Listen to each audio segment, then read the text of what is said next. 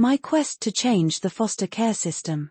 I always knew that I wanted to be a mother, but I didn't know how I would get there. Diagnosed with severe migraines in 2nd grade and epilepsy in 6th grade, I often wondered if having children would be in my future. I grew up as the oldest of 3 children to high school sweethearts. My dad medically retired from the Air Force when I was in elementary school and turned his career in meteorology into a TV news meteorologist. He worked tirelessly, starting in one market and moving his way up, while my mother worked both in and out of the home depending on where we were. Growing up, we moved roughly every 2 to 3 years. While at the time I was not fond of that, as an adult I am happy with the experience. It taught me to be okay with being uncomfortable, to learn how to make friends, and to appreciate new places. My parents always shaped every move as another adventure. In the 4th grade my family moved to the Tri-Cities. My dad started his first TV job as a news meteorologist, I started a new school, and we found a new church. This is where we would meet my husband's family. My parents became friends with many people at this small local church. We even went on family vacations together. It was some of the fondest memories I look back on. However, one family in particular, my parents just really clicked with. When we had to move away 2 years later, our families kept in contact. We still got together. We could pick up as if no time had passed. Fast forward many years later, I was about to head into my first year at Washington State University when I mentioned to a mutual friend that I always did have a crush on that guy since childhood. Well, with the secret out, the rest is history. Nash and I dated and were engaged through college and married my last year.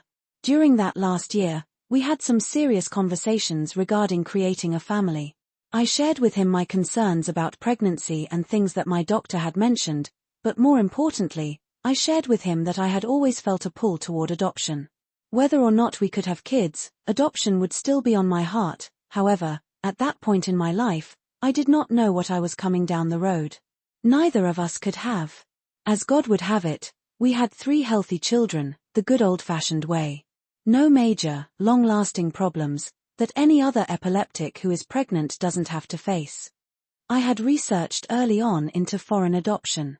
I have cousins that were adopted overseas, so that was not a strange concept to my husband and I at all. Unfortunately, my experience when doing research on the matter was not a pleasant one. As I sit here and write this now, my hope is that the process is changing. I first sent an email to someone involved in adoptions from China, but I did have to disclose that I had epilepsy. The response I received was that we would be able to qualify to adopt another epileptic or lesser quality child. This was probably 15 years ago when I investigated foreign adoptions, but the words still ring clearly. This is only one example from one country, but we watched the door to foreign adoption close right in front of us. Time passed on, and for a while, I thought maybe that was the end of my journey with adoption. Somehow, there was still a nagging feeling in the back of my mind that this was not over just yet. I just couldn't understand why. The only other kind of adoption I knew of was domestic, which meant from foster care. The thought of bringing those kids into my quiet little home made me, well, uneasy. And you know what? I was right to feel uneasy. I was about to watch my heart break right open with love that I had never known could exist. I was about to have the blinders lifted from my eyes, and they could never be placed over them again. I was about to see, hear, and experience things that only happened in those horribly sad movies, but didn't happen in real life, because nobody is that horrid. I was about to walk with children through their nightmares, fight alongside them, and scare away the monsters that lurk for them when it is dark and cold outside. My experience in motherhood before had been beautiful, full of joy and laughter. This too was going to be beautiful, but in a very different way. In the beauty from ashes sort of way. In our town, it is not uncommon to see signs on the side of the road for various things, announcing upcoming holiday bazaars and sports sign-ups. However, one day on my way to Target, I noticed a sign that simply said, "Foster parents needed. Call," then listed a local phone number. I thought, wow, that's sort of weird. Then it was out of my mind. A few weeks later, I was in a restaurant and saw another sign. I again didn't give it much attention, but this time it didn't leave my mind. Well, before we knew it, we were taking classes and doing training. We even filled out the paperwork, then put it on the shelf. Until 2012. In 2012 our world was turned upside down. In May of that year, an aunt that I love quite dearly passed away from cancer. She was finishing up her degree in social work, and while she and I had many conversations, one always stuck out to me. We were discussing children in care having to carry their entire life around in a hefty bag. We both couldn't believe that in this country, there hasn't been more done about that yet. My non-profit, Beautifully Inspired, was born in that conversation. In July, my uncle reached out and asked us about potentially being a place for my cousin's child. We already had an idea that something was happening, and had been praying about it, so we said yes. By August 1st she would be living with us full-time. Everything seemed to be smooth sailing until I had a seizure. Apparently, my seizures are triggered by extreme emotional stress, such as a death in the family. So now, while adding a new child to our family, I suffered a massive seizure leaving me with a concussion and not able to drive for 6 months. This was a tough road to walk as I wanted to be able to parent and continue with my daily life, but now my health is holding me back. Then a few months later I lost an uncle to cancer and suffered another seizure. During this point in my life, I learned the value of slowing down. I couldn't go anywhere unless I had a ride, so I was home during the day. At this point in our lives, we were in the thick of foster parenting, beginning foster parenting that is. Social workers, court, new lingo to learn, all the things. I began to discover triggers. This would be the first of many firsts in our fostering journey. You see, when children come from hard places, their emotional regulation center is thrown off balance. They have a hard time processing being able to express emotions. Thus, tantrums, or dysregulation, are commonplace. However, with consistent stability, love, and structure, children will be able to get back on track emotionally and academically. Nash and I began to take calls for children in need of placement. I will never forget the first call. I walked into the office and picked up a little boy about 6 months old. As I nervously introduced myself to his family and explained I would take good care of him, I remember thinking that this was such a bizarre feeling to leave the building with someone else's child. Yet here I was doing so. He had been exposed to drugs and needed to be worn as the constant contact and light swaying was the only way to calm him down. He was with us for a few months before he returned to his family. To this day I often think of him. I still get to see pictures of him and his mother, happy as can be. We were just a blip in their story, not even a full chapter, but he was really the beginning of a new story for us. Never could I have imagined I would be sitting here on a crisp December day, writing about how I have 9 children. Since saying yes to my cousin's daughter, we have welcomed many children into our home. Some stayed for a short time, some stayed forever. One night I got a call from after-hours workers asking if we could take a 5-year-old, in fact, she had just turned 5 that day. They told me she would be there within a few hours.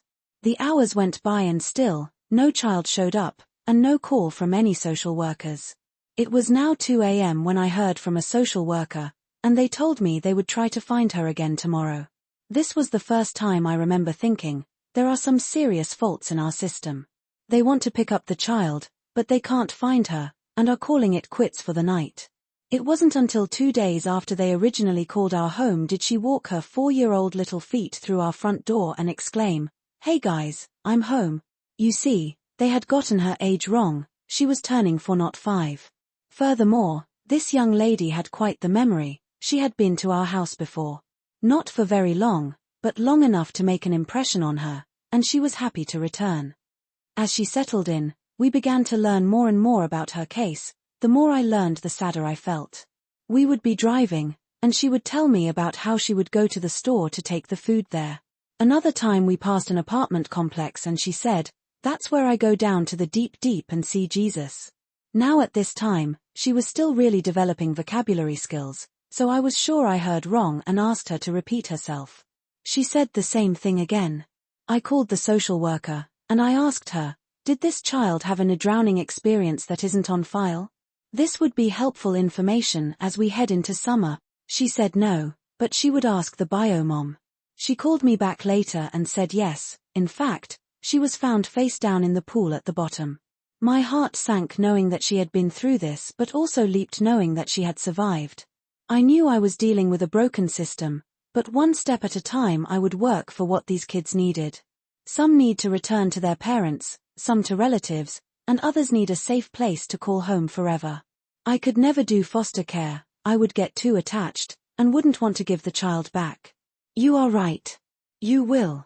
And that, my friends, is the entire point. This is not about me, my feelings, or my needs. It is about theirs. Getting attached allows for healthy regulated adults to breathe security, consistency, love, patience, forgiveness, and so much more into these children's lives. We can love the child, where they come from, and where they are going. This whole child parenting approach is pivotal in healing. Now, here we are 10 years, 9 kids, 1 grandson later, and still fostering. We live in a different house from when we first started, bigger, with the idea that we would be able to keep siblings together.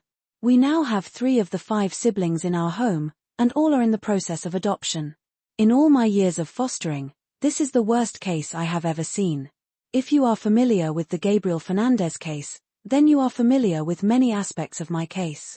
Just when we thought we had seen the worst of humanity, we began to hear all new things. I teach classes on trauma, resilience, toxic stress, and stress management. However, I didn't even recognize my own secondary trauma until I was writing a class about it. It becomes all-consuming, the time you take in the day, to manage everyone's needs, help process everything for everyone. You don't stop to think about why you are crying in the shower at the end of the day.